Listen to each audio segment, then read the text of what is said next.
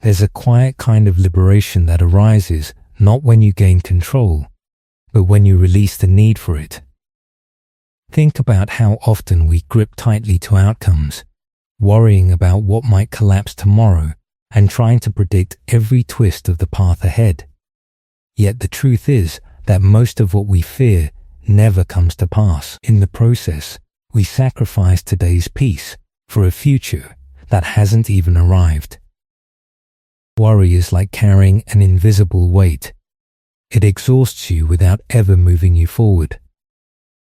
It traps you in imagined futures and pulls your attention away from the strength, calm, and clarity you already hold within.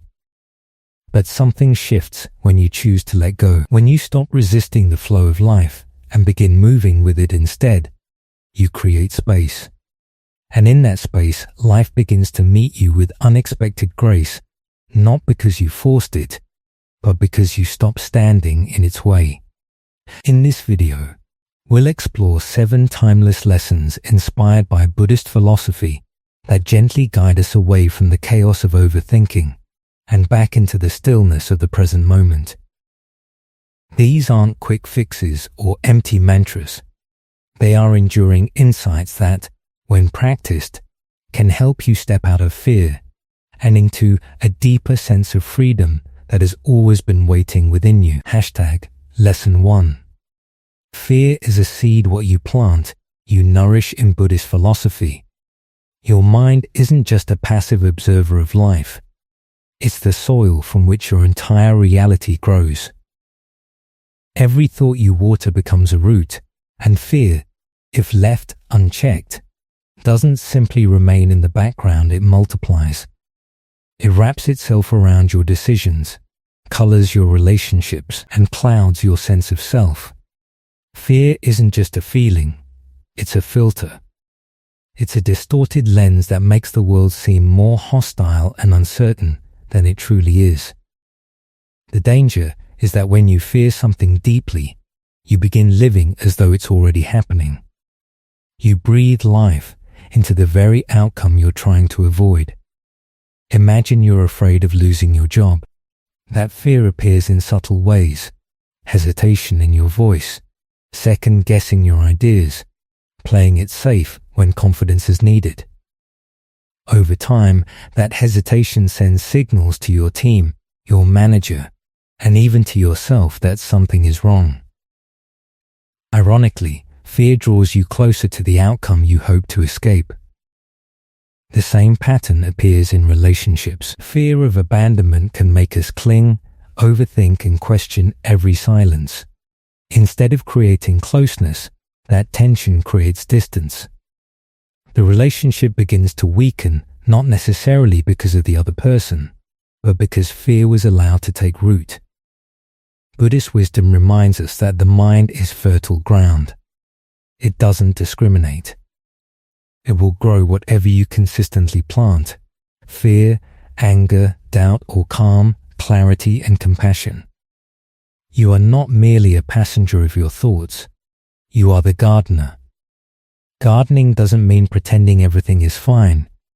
It means becoming mindful of what you're watering each day. When fear appears, pause, take a slow breath, and ask yourself, is this thought building the life I want or slowly dismantling it? Fear thrives in darkness, but awareness shines light upon it. When you acknowledge fear instead of feeding it, its grip begins to loosen. You start seeing it not as a monster, but as a messenger, a reminder to return to the present moment and consciously choose peace again.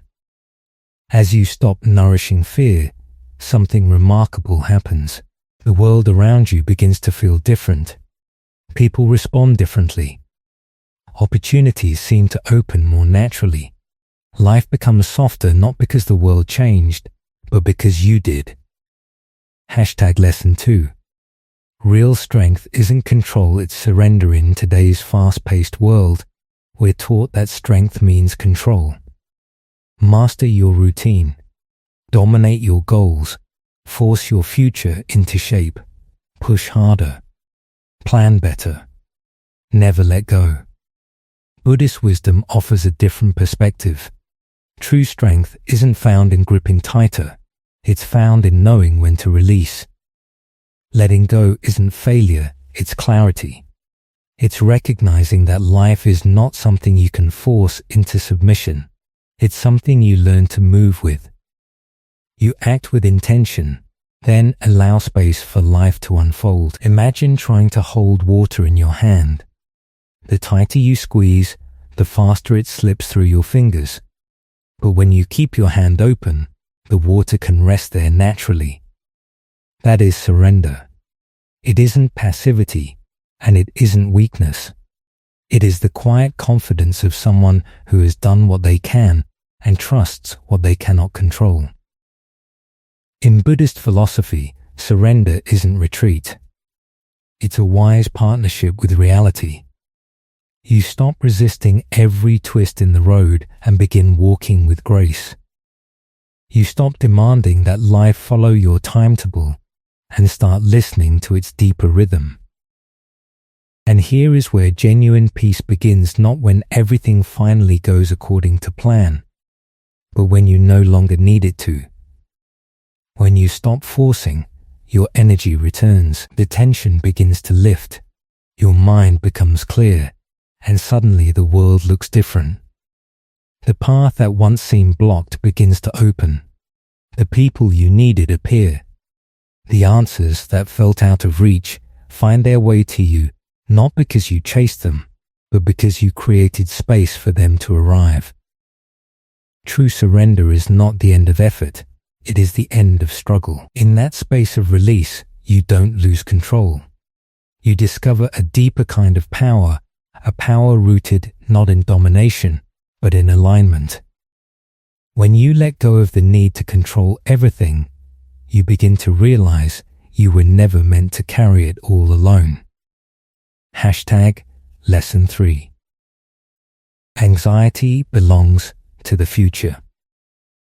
Peace belongs to now. Buddhist wisdom teaches something quietly revolutionary. Anxiety cannot survive in the present moment. It feeds on anticipation, imagined futures, and worst-case scenarios. It thrives in the endless questions of what if and what might go wrong. But none of those possibilities are real. They are stories the mind projects onto a future that has not yet arrived. The next time anxiety arises, pause and ask yourself, where is my mind right now? More often than not, you'll find it racing ahead, trying to predict pain, solve problems that don't yet exist, or prepare for situations that may never happen. While your attention is trapped in those imagined futures, you miss the only place where life is actually unfolding. This moment. This breath is your anchor. In this single breath, you are safe. In this moment, you are whole. You are not drowning in the storm of what might happen. You are resting in the quiet reality of what is. Buddhism calls this mindfulness. But mindfulness is more than a technique. It is a homecoming, a return to your breath, your body, and your awareness. Each time you return to the present, you loosen anxiety's grip. You stop investing your energy in a future that hasn't arrived and begin reclaiming your peace one breath at a time. The mind is loud. It plans, warns, judges, and worries. The present is quiet. And if you listen carefully, it gently reminds you, there is nothing to fear right now. There is only this breath, this heartbeat, this moment where life is meeting you exactly as you are. Peace is not a destination you reach someday. It is a presence you remember today. Lesson 4. Most of the weight you carry was never real to begin with. Much of the heaviness we experience doesn't come from life itself. It comes from the stories we tell ourselves about life.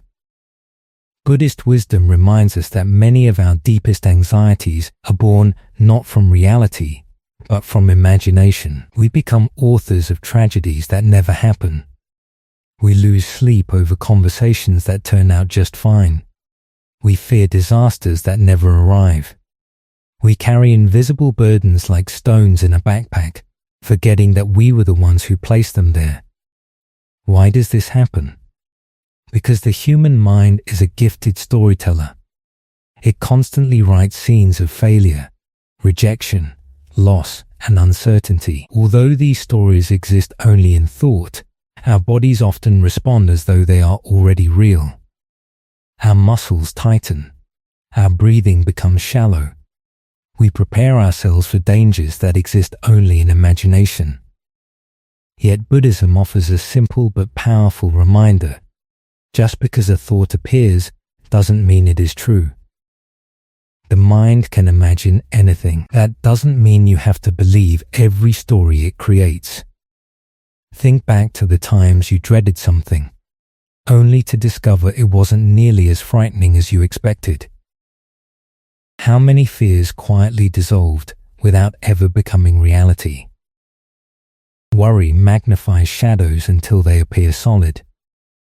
It convinces us to fight battles that don't exist, causing us to miss the peace already present before us.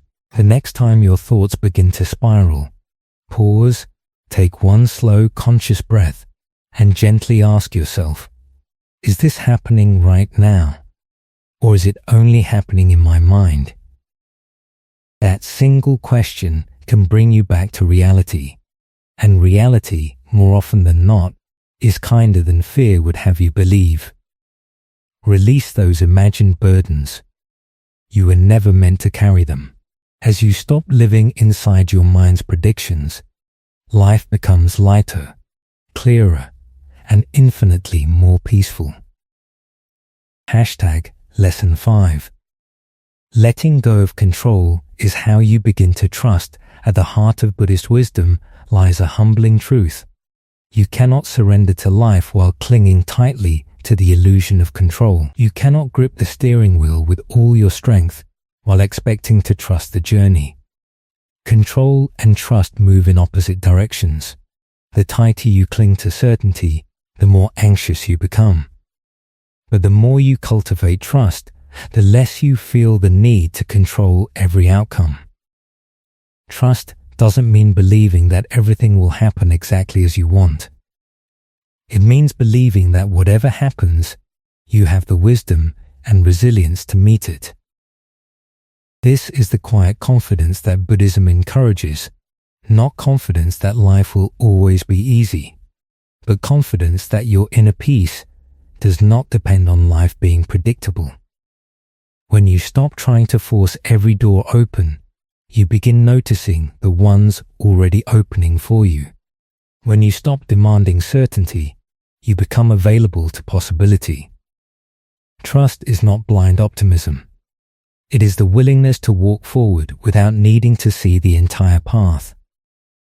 And often, the greatest transformations begin the moment you release your grip and allow life to unfold one step at a time. You are being asked to let go. Trying to micromanage every detail of your life, every outcome, every emotion, every person is like quietly telling the universe, I don't trust you. At its core, it's a subtle expression of fear. The fear that without your constant effort, everything will fall apart. But ask yourself honestly, has all that control ever brought you lasting peace? Or has it simply left you exhausted? The harder we try to hold everything together, the more we often feel ourselves falling apart inside. We mistake constant vigilance for strength, when in reality, it is often anxiety wearing the mask of responsibility. Control offers the illusion of safety, but it demands a heavy price, endless tension, mental fatigue, and a mind that never truly rests. Trust is different. Trust is not weakness. It is not passive resignation. It is the quiet confidence that says, I have done what I can. Now I allow life to unfold. That kind of faith is powerful because it frees you from the impossible task of controlling every detail. It allows you to act with intention without becoming attached to a single outcome. It leaves room for mystery, for perfect timing, and for possibilities far greater than anything you could have planned. Buddhist wisdom encourages us to release attachment not by withdrawing from life, but by engaging with it wholeheartedly while remaining open to whatever comes. You plant your seeds, you water them, you care for them, but you do not dig them up every morning to check whether they have begun to grow. Some lessons need time. Some answers arrive only after silence. Some blessings reveal themselves only when we stop demanding immediate certainty. So ask yourself, are you gripping so tightly that you've forgotten how to breathe? Are you working so hard to force the future that you've stopped trusting the wisdom of the present? Letting go is not defeat. It is courage. It is choosing to meet life halfway, doing your part, then stepping back with peace instead of panic. Because true strength is not found in control. It is found in trust. And trust is where peace begins. Lesson 6. Letting go isn't the end of caring, it's the beginning of growing. Worry has a quiet way of shrinking your life. It doesn't close the doors all at once. Instead, it moves in slowly. One cautious decision. One unnecessary hesitation. One moment of overthinking after another.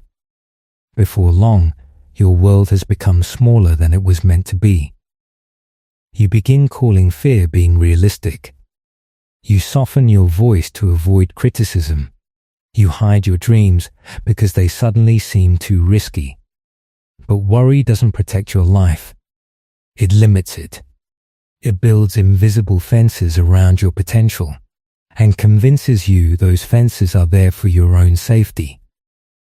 You spend your days bracing for what might go wrong, shoulders tight, mind restless, heart guarded. And when you're always preparing for disaster, you stop fully participating in life. Growth requires openness. It asks you to step into uncertainty with courage. When you begin letting go, something remarkable changes. Your attention shifts away from what you cannot control and returns to what has always been yours, your breath, your choices, your presence, your compassion, and your response. You move from merely surviving to genuinely living. You stop managing every moment and begin experiencing it. Imagine standing in the middle of a flowing river. The harder you try to trap the water in your hands, the faster it escapes. But when you stop grasping, when you relax, when you trust the current instead of fighting it, the river begins to carry you. That is surrender.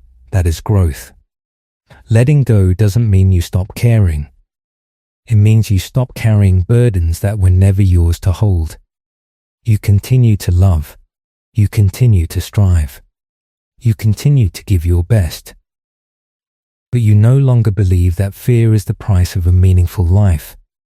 And in releasing that fear, you create room for something far greater, freedom. Because the greatest growth rarely comes from controlling every step. It comes from having the courage to take the next one, even when you cannot see the entire path. When you float, the river carries you. That is surrender. That is growth. Letting go doesn't mean giving up. It means choosing freedom over fear. The more you release your grip on outcomes, old wounds, and imagined dangers, the more space you create within yourself. Space for courage. Space for joy. Space to expand. Letting go is not passive. It is powerful.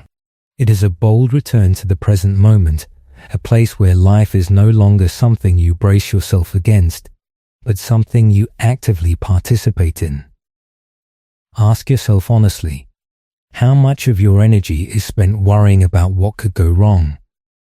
And what if that same energy could be redirected toward creating something meaningful, showing up fully in your relationships, and simply trusting the process? When you loosen your grip on how life should unfold and begin moving with how life actually is, something changes. You no longer feel as though you are carrying the entire world on your shoulders. You begin to feel supported by it. Letting go is not weakness.